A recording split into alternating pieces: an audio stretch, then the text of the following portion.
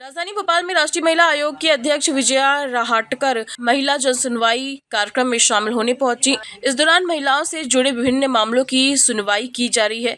भोपाल की महारानी लक्ष्मीबाई कॉलेज में राष्ट्रीय महिला आयोग द्वारा महिला जनसुनवाई कार्यक्रम का आयोजन किया गया। कार्यक्रम में आयोग की अध्यक्ष विजया राहटकर स्वयं मौजूद रहकर महिलाओं की समस्याएं सुन रही हैं। इस जनसुनवाई में कलेक्टर और पुलिस कमिश्नर सहित प्रशासन के कई वरिष्ठ अधिकारी भी शामिल हुए।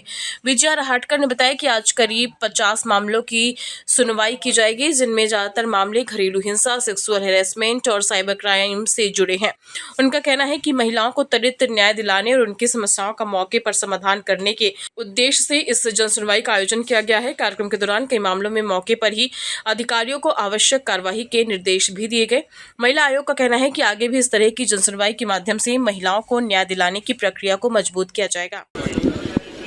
आज राष्ट्रीय महिला आयोग का भोपाल में आना हुआ है और भोपाल में हमने आज महिलाओं की जन सुनवाई रखी है। जो प्रकरण हमारे पास दर्ज होते हैं, उन्हीं सभी जो पहले शिकायतें हमारे पास आई है, उन्हीं को लेकर ही हम यहाँ पे आए हैं। मैं जब कमीशन की अध्यक्ष हुई तो मेरे ये ध्यान में आया था कि हर देश के हर कोने से हमारे पास कंप्लेंट्स आती है।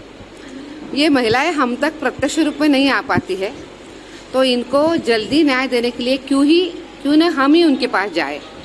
तो फिर राष्ट्रीय महिला आयोग आपके द्वार की शुरुआत हमने करी और काफ़ी अच्छे जन सुनवाई उसकी हो रही है। मुझे आपको ये भी कहना है कि पहली जन सुनवाई इसका शुभारंभ मैंने भोपाल से किया था और उसके बाद मुझे आज ये कहते हुए अच्छा लग रहा है कि 8-9 महीने में हमने लगभग उसका शतक हम की तरफ हम बढ़ रहे हैं। 100 जन सुनवाई अभी तक हमारी हो चुकी है। अभी ये जो जन सुनवाई है, हमने ये तय किया है कि अभी अंतर्राष्ट्रीय महिला दिवस हो गया है और इसी के उपलक्ष्य में हमने ये सोचा था कि देश भर के 500 डिस्ट्रिक्ट्स में हम एक समय एक साथ जन सुनवाई करें और महिलाओं को राहत दे दें। तो जहाँ पे कमीशन है वहाँ पे हमारी स्टेट वुमेन कमीशन की चेयरपर्सन जन सुनवाई कर रही है। कुछ जगह पे राष्ट्रीय महिला आयोग कर रहा है। इस तरीके से हम मुझे लगता है कि 14-15 तारीख तक हम प्रयास है कि 500 डिस्ट्रिक्ट तक हम पहुँच पाएंगे और महिलाओं को न्याय दे पाएंगे। 8 साल हो गए। हम उचित जगह पे उसके बारे में बात करेंगे कि कमीशन तुरंत गठित करें, पर राष्ट्रीय महिला आयोग के पास ज़रूर आती है केसेस, तो हम बिना विलंब उसको तुरंत सॉल्व करने का प्रयास करते हैं।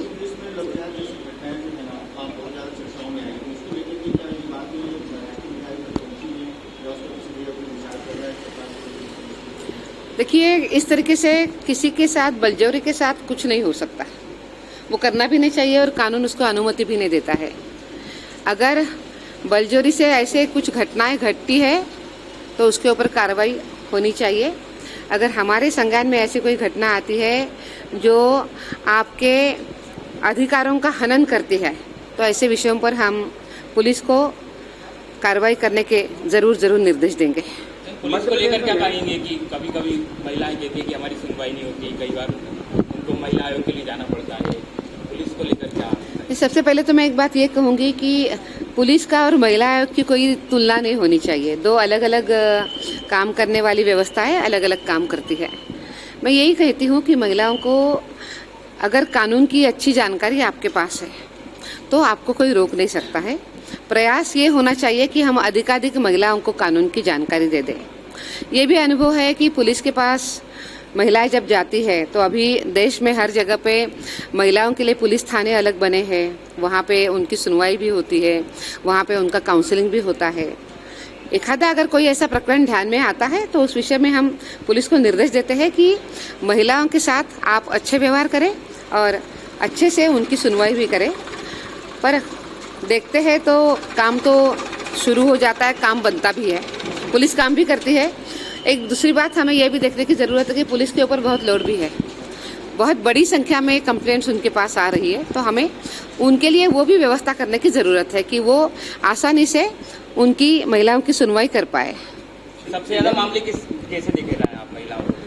आज मुझे लगता है कि भोपाल की जो केसेस है हमारे पास अभी 50 के आसपास केसेस अभी तो है यहाँ पे, और भी केसेस आ रही है, तो आज इन सभी का हम जन सुनवाई करेंगे। और मामले सबसे ज़्यादा जो आते हैं ज़्यादा वो पारिवारिक मामले ज़्यादा होते हैं, डोमेस्टिक वायलेंस होते हैं, उसके साथ साथ सेक्सुअल हरासमेंट है, कुछ पॉक्सो के मामले हैं।